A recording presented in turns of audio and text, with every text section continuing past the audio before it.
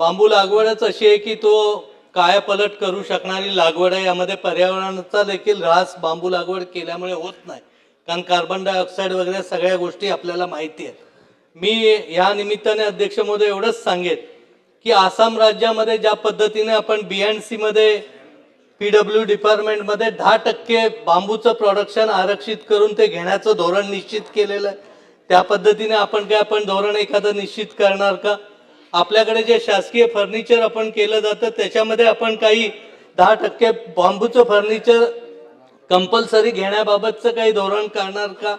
आणि CRZ मध्ये जी काही हॉटेल व्यवसाय होतात तिथं बाहेरचं तंत्रज्ञान आणलं जातं, तिथं जर तुम्ही बांबूचं कंपल्सरी केलं तर बांबू लागवडीला त्या माध्यमातूनही चालना मिळेल।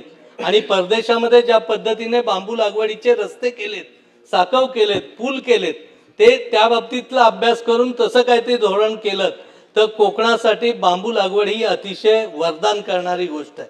कारण कुडाळमध्ये याचे प्रायोगिक बऱ्याच गोष्टी झालेल्या आहेत। एक शेतकरी 1-1.5 कोटी रुपये आज त्या बांबू लागवडीपासून मिळवतो। पण हे सगळं करत असताना आज आपल्या राज्यामध्ये बांबूच्या रोपाची नर्सरी नाही, ती वन विभागाकडे पण तेवढ्या ताकदीची नाही। जिथे कुठं आहे त्याच्याकडूनच ती रोपं घ्यायची कंपल्शन केलं जातं आणि ते 7 रुपयाचं रोप 25 रुपयापर्यंत घ्यावं लागतं। तर ह्याबाबत देखील आपलं स्पष्ट धोरण कुठेतरी निश्चितपणे होणं गरजेचं आहे।